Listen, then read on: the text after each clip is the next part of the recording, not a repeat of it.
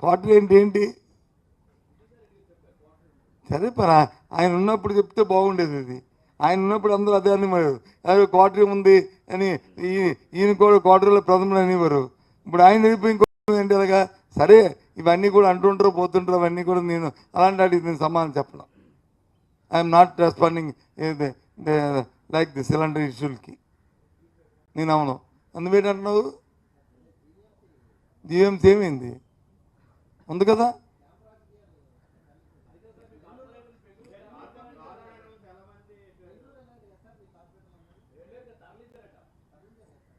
ఆయన మాట్లాడినా నువ్వు మాట్లాడుతున్నావు. ఏది కరెక్ట్ ఇద్దరులో? నాకు తెలియదు, మీరు చెప్పండి. నేను తరలించారు వెళ్ళారు అనేది. తరలించడం అంటే పట్టుకొని తీసుకెళ్ళడం, వెళ్ళడం అంటే ఫ్లైట్ ఎక్కి వెళ్ళడం.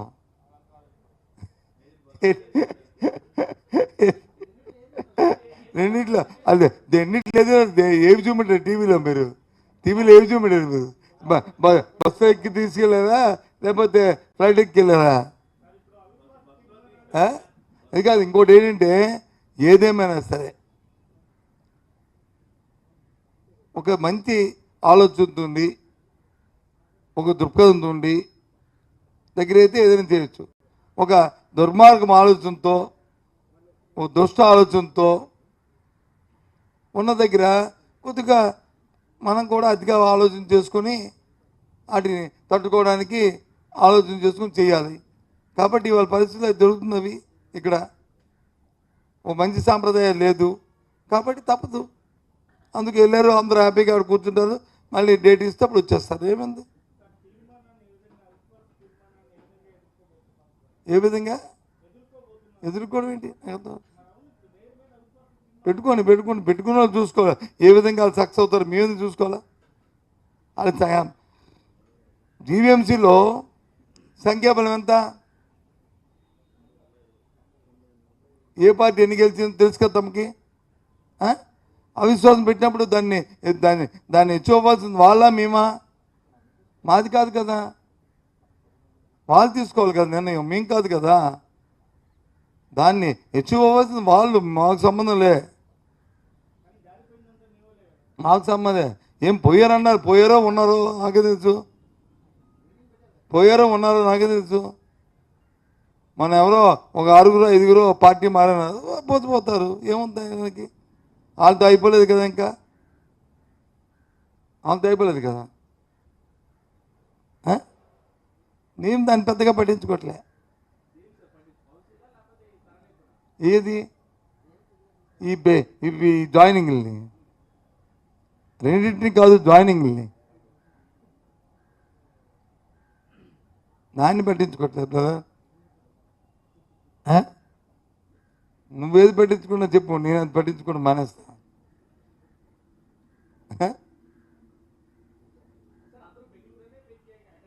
అడిగి చెప్తాను. అడిగి వెళ్తారండి, నాకేం తెలీదు. వీళ్ళు ఎక్కడికి పంపిస్తున్నావు చెప్తూ? ఉన్న వాళ్ళని ఎక్కడికి పంపిస్తున్నావు నువ్వు? ఎప్పుడు?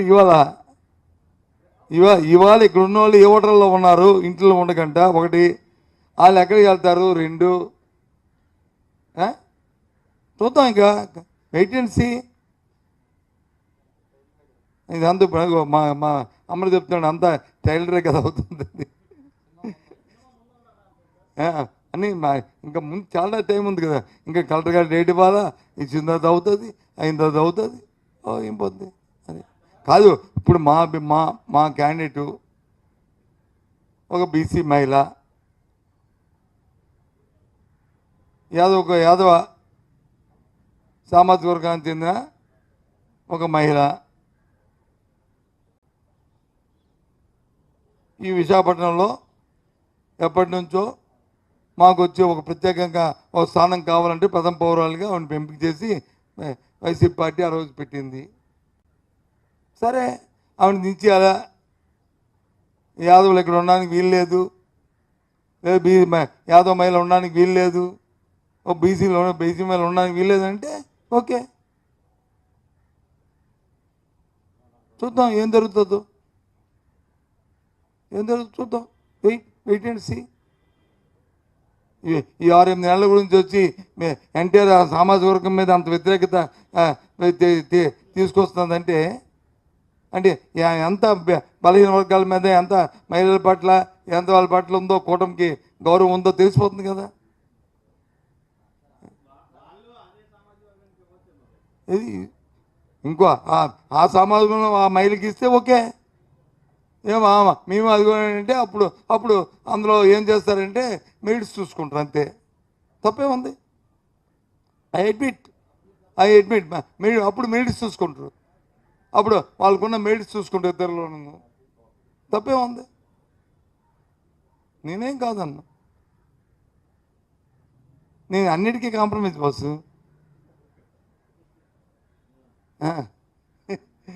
ఇదే ఏముంది ఎమ్మెల్యేకి, ఎమ్మెల్యేలు పోటీలు పెట్టి, ఎమ్మెల్యేలు పోటీలు కాదు సారీ, కల్చరల్ యాక్టివిటీస్ పెట్టి, గేమ్స్ పెట్టి అవన్నీ పెట్టడం అనేది మంచి సాంప్రదాయము. అందులో ఎవరికి ఏ విధమైన అభిప్రాయం అనేది మేము కూడా సపోర్ట్ చేస్తాం, మా మనుషులు కూడా పార్టిసిపేట్ చేస్తాం. కానీ సంస్కృత కార్యక్రమాల్లో ఏదైతే వాళ్ళు పైశాచిక ఆనందం పొంది కింద నుంచి నవ్వులు కేరింతలు కొడుతున్నారో, ఇంకోళ్ళ గురించి మాట్లాడుతున్నప్పుడు అది అభ్యంతరకరం. అది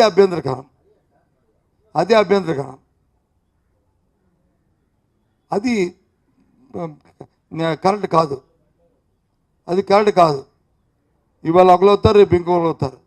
గౌరవాన్ని ఇచ్చిపుచ్చుకోవాలి తప్ప ఆ రకంగా చేయడం అనేది అది సాంప్రదాయం కాదు.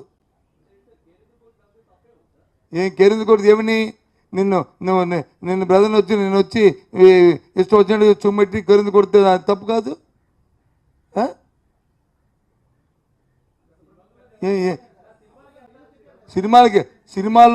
సినిమాల్లో ఆ భాష ఉంటుందా? సినిమాలో ఆ భాష ఉంటుందా? ఏంటది? మీరు అడిగారు కాబట్టి చెప్తున్నాను. నేను ఇప్పుడు వచ్చి మాట్లాడలేదు, కానీ నాకు చాలా అభ్యంతరం ఉంది. అది సెషన్లోనే మాట్లాడదాం అనుకున్నాను, కానీ మీరు అడిగారు కాబట్టి నేను మాట్లాడుతున్నాను. ఎందుకు వరణం తెలుసుకుంటే చాలు. క్షమాపణ పెద్దానికి అపాలజీ, పెద్దానికి సారీ, పెద్దానికి థ్యాంక్స్. ఇది ఒక అలవాటు బ్రిటిష్ వాళ్ళు పంపించిన డైలాగులు. అది కాదు, తెలుసుకోవాలి. మనిషికి బయటగా రావాలా. మనం నాయకత్వం వహిస్తున్నప్పుడు చూసినప్పుడు ప్లీజ్ స్టాప్ అని అంటే ఎంతో గౌరవం పెరుగుతుంది మనకి.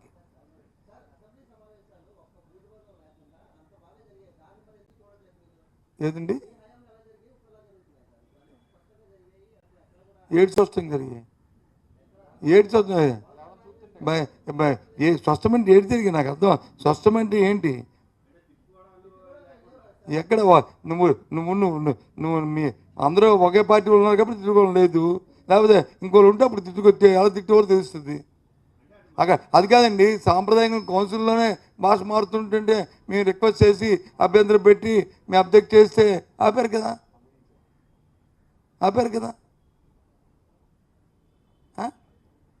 అది మా రిక్వెస్ట్ అవనేయండి, లేకపోతే మా తాలూకు అబ్జెక్షన్ అవనేయండి, లేకపోతే మా తాలూకు ఇదేమనేయండి, ఆపారు కదా. అది అవసరం.